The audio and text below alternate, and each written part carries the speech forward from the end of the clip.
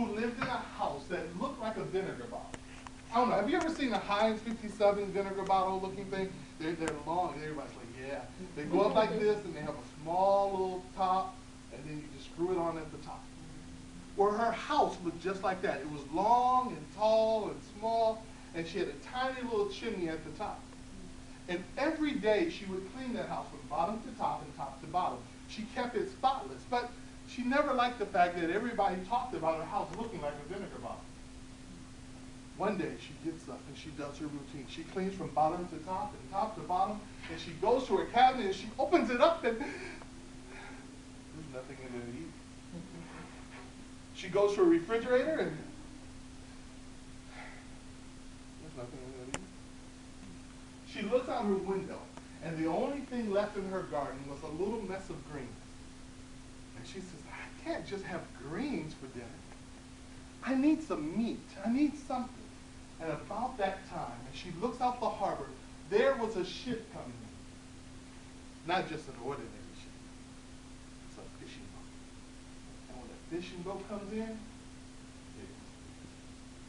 so she gets dressed and she goes down to the harbor looking for a fish. And so the men were coming out, and she says, excuse me, may I have a fish, please? And she looks, and the man looks at her and says, yes, lady. And he goes inside, and he brings out a fish. It was huge. And he looks out, and she says, oh, that's a wonderful fish. That's a perfect fish. How much is it? It's $10, ma'am. $10, I'll take it. And she reaches into her pocket, and she doesn't have $10. Do you think you have a smaller fish? Why, yes, I have a smaller fish. And the fisherman thinks, well, maybe she just doesn't have $10. So he goes back inside, and he comes back with a fish about half its size. And he goes and says, how about this one, ma'am? And she looks and says, oh, that's wonderful. How much is it? $5. Oh, okay, I'll take it. And she reaches into her pocket, and she doesn't have $5. Do you happen to have a smaller fish? He's a little mad now. He goes back inside, and he comes back out with a teeny tiny little fish about that big, holding it by its tail just like this. How about that one? And she looks at it and goes, ooh. It's awfully small. Well, I guess I'll take it. How much is it? 10 cents, ma'am. 10 cents? Okay. And she reaches in her pocket and she pulls out a shiny dollar. Here you are, sir. And he hands her the fish. And she looks at the fish, and the fish looks at her and goes, oh. And she looks at the fish and goes, oh. Oh, you poor little fish. I can't eat you. You're so small. And she goes over to the water, and she sets into the water. And she turns around and walks away. And while she's walking away, she hears a voice. Excuse me, lady, lady. She turns around, but she doesn't see anybody. Down here, lady. And she looks down, and there in the water is that fish. And he says, today is your lucky day.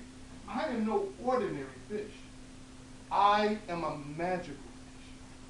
And because you saved me, I want to grant you a wish. What would you like? And she started to think, a wish for me. What would I like? What would I like? And she looked up at her house. The one that looks like a vinegar bottle. I'd like a new house, please. You see the house up there, the one that looks like a vinegar bottle? That's my house. The fact of the matter is I hate that it looks like a vinegar bottle. Can I have a better house? Why, sure, I can do that for you. He says, by the time you get home, you'll have a brand new house. Thank you, fish. She turns around, she starts walking home. As she's walking home, right in front of her eyes, this house that looks like a vinegar bottle transforms into a beautiful mansion. And she is like, oh, I have a mansion, I have a beautiful house. Oh. And she starts looking at her clothes. I have a beautiful home, but my clothes are rags. I think I'll go back to the fish and ask him for new clothes. So she goes back to the fish. Excuse me, little fish, could you come here, please? And the fish comes out of the water.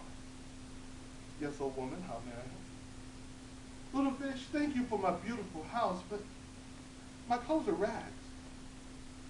Could you please give me nicer clothes to wear? No problem, old woman. By the time you get home, you'll have a whole new wardrobe. Oh, thank you, thank you. And she turns around, she starts walking. And while she's walking, magically her clothes transform from rags into a beautiful dress, some high-heeled shoes, and one of those big Sunday go-to-meeting hats. And she's just walking along, and then she hit a little rock, and she says, oh no, I have a beautiful house and I have beautiful clothes.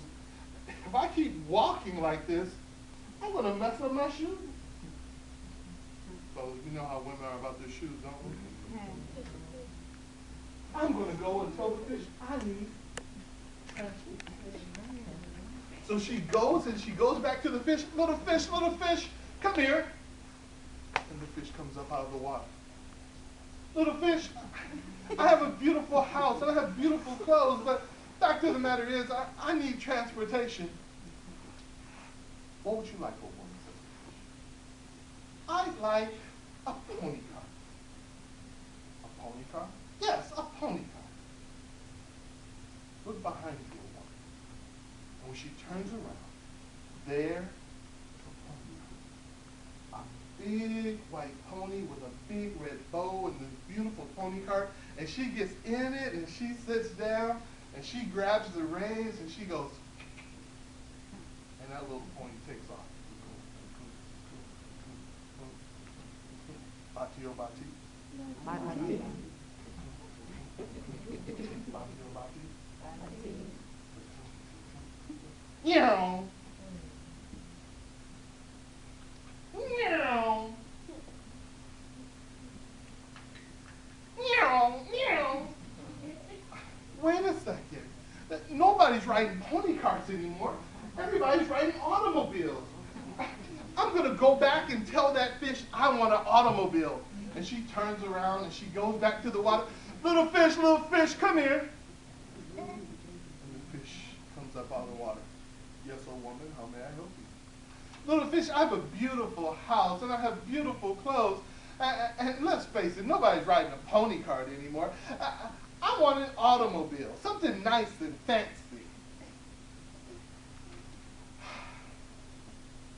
Turn around, old woman, says the fish. And when she turns around, there is a bright red sports car. Oh, she's so excited. She goes over and she gets in her sports car and she puts on her seatbelt and she gets behind the wheels and she starts it up. Rum, rum. The engine purred. She hit the gas again.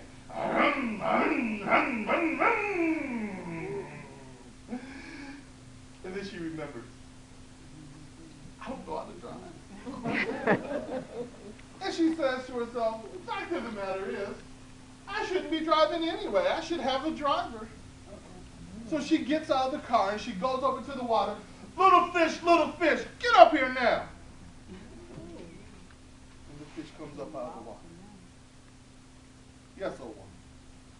Little fish, I have a beautiful house, I have beautiful clothes, I have a beautiful car. And the fact of the matter is, I shouldn't be driving, I need a driver. Get me a driver.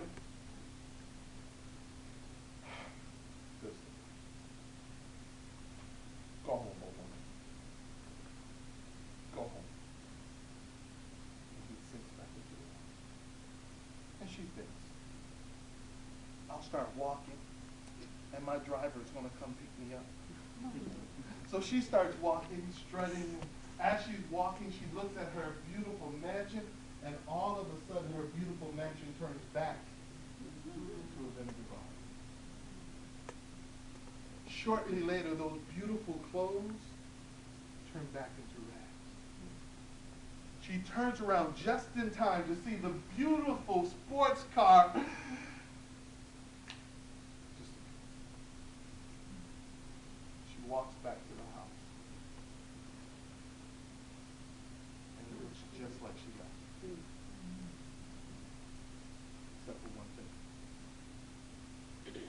up her cabinets, she has food.